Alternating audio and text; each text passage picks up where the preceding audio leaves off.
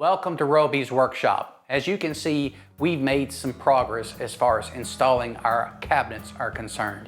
I've got uppers installed over here, I've got lowers installed over here, and drawers are finished as well. We're going to be using this finishing episode to finish out the cabinetry in the shop, do a little installation, and the same finishing techniques we use to finish the drawers in here, we used to finish the half-blind drawers in a previous episode. So stick with us and get your duds on because finishing is messy work. I'm Roby Price, and welcome to my workshop. Office space. The clear winner. You're going to be seeing a lot of this. What have I got here? Well, I've got a piece of MDF with a couple of supports underneath it that have a non-stick surface, and in the center there is a Lazy Susan. So this thing turns, and it turns very well. Not only that, if you will get your non-stick surface pads set up in the right place, you can actually step on this and lean over, and it transfers the load right to the ground. Now, I built this years ago. I did a full chest-on-chest finishing work on this, and it works out very well. These are just a couple of sawhorses that are screwed to the top, and this is how we're going to do our finishing work. This is our platform, because I can do one side, I turn it, do another side, and I don't have to tangle myself with hoses. This has been around a long time in my shop, and if you're going to be doing finishing work, I would suggest doing something just like this. This is one of my uppers, and unless you have 9.5-foot tall ceilings, yours are not going to be this big. This is a 4-foot tall cabinet, and it's heavy to move around. Now, a couple of things to note. We need to think about the sequence of finishing. First off, what are we going to see? I'm never going to see the top, so I'm going to do that last because when I do the top, I can do the bottom. The bottoms you will see because when you're sitting down at lower levels, that's important. So we'll do those last, give them a light sanding beforehand because we're scuffing them up as we sit here now. I won't see the sides, so I'm going to be giving them a light finish, 2 coats only, and I probably won't go back and sand those. But the insides, I'm going to give those 2 coats, scuff them, and then a final coat to get that silky smooth. Now, when you do your pre-cat, you got to keep in mind, these things, they do settle. Every time you go back to the pot, stir it. Now, this is the pot that has both catalyst and the thinner in it, so this is ready to go. And I will stir this to make sure that all the solids are mixed in thoroughly prior to putting it in my gun. I like to try to keep my gun in the shade. It's going to get warm enough anyway, but if it's right here, I've got enough hose that I can get to the work and it's not a problem. This is where that Lazy Susan helps. I can turn the piece around so I don't have to walk all the way around it, and I can keep this right here in the shade all the time. Finally, Pre-Cat has a lot of additions to it, and you don't need to be breathing that stuff in. Believe me, the older I get, the more I pay attention to it. I have carbon filters on this mask, and it is a full face shield because as you get closer, when you put the finish on the inside of that cabinet, the blowback can be pretty severe. So take care of yourself. If it's just a couple of shallow drawers, maybe you can get away with it. If you've got a breeze, it helps. But I've noticed that the air can get pretty still out there, especially during the mid part of the day. Get yourself a mask and protect yourself. The gun can spray in an oval, and that oval is dictated by the nose of the gun. Now, if I'm going back and forth like this, I want the oval to be vertical. If I was going up and down, I'd want that oval to be horizontal. I have yet to have an occurrence where I wanted a 45-degree oval. I just don't spray that way. Now you see the power of that Lazy Susan. It's just a quick turnaround. I'm not changing my position, but the piece is, and that makes it so much easier to get a good coat of finish on it. This is the first pass on the outside, and it's pretty much all the same. Let's skip ahead to the inside of the cabinet. Now the first thing I'll do here is change the orientation of the nozzle. That's because my spray pattern is changing. Pay close attention to this sequence. It is very clear where the finish is going onto the wood. You can actually see the sheen in the video. I want to point out to you that I couldn't see the finish go on to the piece because the blowback was so severe. That's the reason for wearing the mask. All that blowback would go in your lungs and in your eyes. What is also evident is that I've missed a couple of spots. I couldn't see them with all that blowback. That's not a big deal because once the dust settles, so to speak, we'll go back and pick those up on a second or third coat. Let's skip ahead a little bit more. There's something else I want to show you. We are starting our second coat on the outside. Yes, we put on 2 coats first, and we scuff, and then we put on the third coat. I want to get a good build on the finish before I start sanding on it. But I am going in a different direction. That's the point of the comment. Go one direction the first time, and then come back and go the other direction the second time, and you will increase your odds of catching all missed spots, and you'll get a much smoother finish. One of the things that you have to do when you spray at an angle like this is you have to be wary of how much finish you have in your cup. Because if your cup is only about this full, when the cup goes back, you'll get dry spots, and you really don't want that. So whenever you start finishing upper surfaces where you're at a steep angle, I usually like to go ahead and fill the cup up. Now what I've got here is a micron filter. I think it's 5 microns or something like that. It gets out the chunks, and that's what I'm after. But just keep that in mind when you're finishing. It's the little things like that that'll make things go a lot smoother. Now I've got thinner in here, and I just keep my filter in there. I usually get about 10 to 12 uses out of it if I keep it a little wet. So we're ready to start again.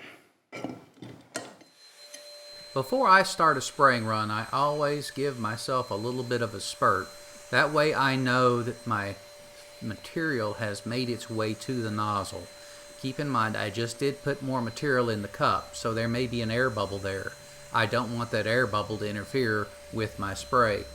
Recall that this is the second coat, and I will always put on 2 coats of finish before I do anything physical to it. That includes any kind of repair or any kind of rubbing out. Now, if there is a repair, a lot of times I will actually apply a third coat. The reason here is simple. If you want to repair a finish, you have to have a finish to repair. Once you rub through, you have no finish. And if it is a colored finish and you rub through to bare wood, well, then you're really finished.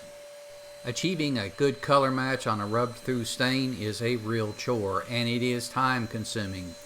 A lot of time it takes sanding back to bare wood on the whole panel, if not the whole piece. This is something to be avoided.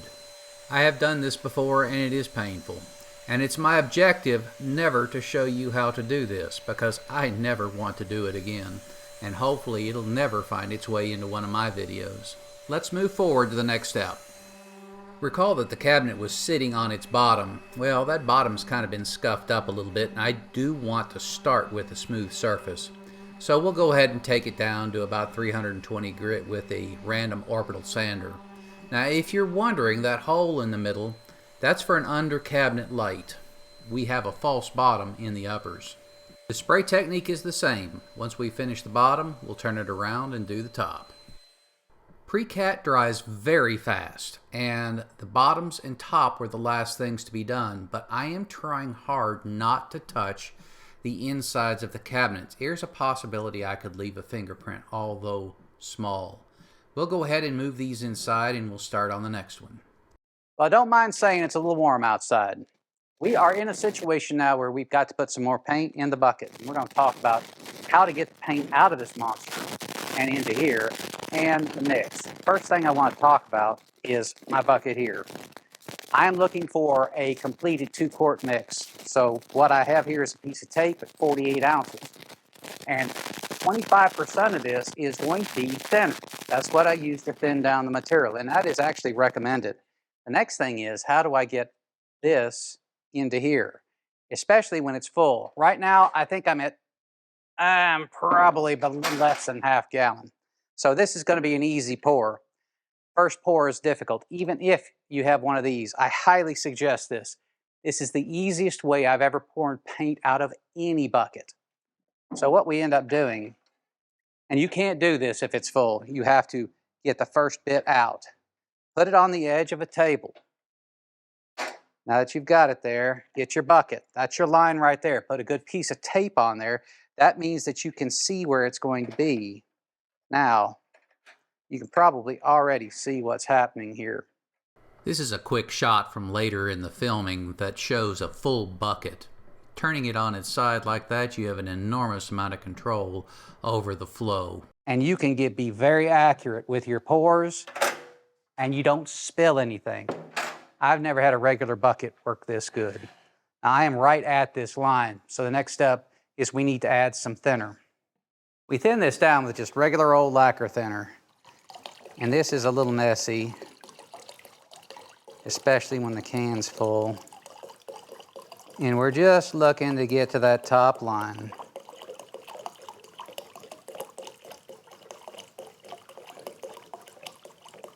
And yes, it is messy. I hate the first of the can.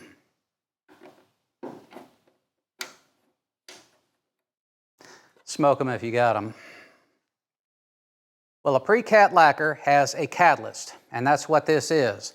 Now, I have a spec sheet over here on the other side, and it tells me how much catalyst to use. And for 2 quarts, it's about 3 teaspoons. Now, get close. Don't worry yourself too much about this, because it's a lot more forgiving than you might think.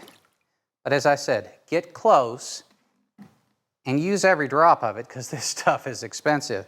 And I want to talk about that for a minute.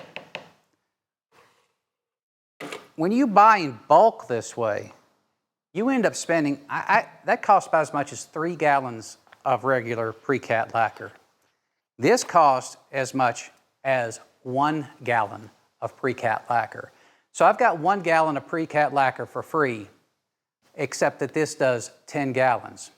So I've saved 3 gallons of cost over 10 gallons of paint. And that is a savings over time.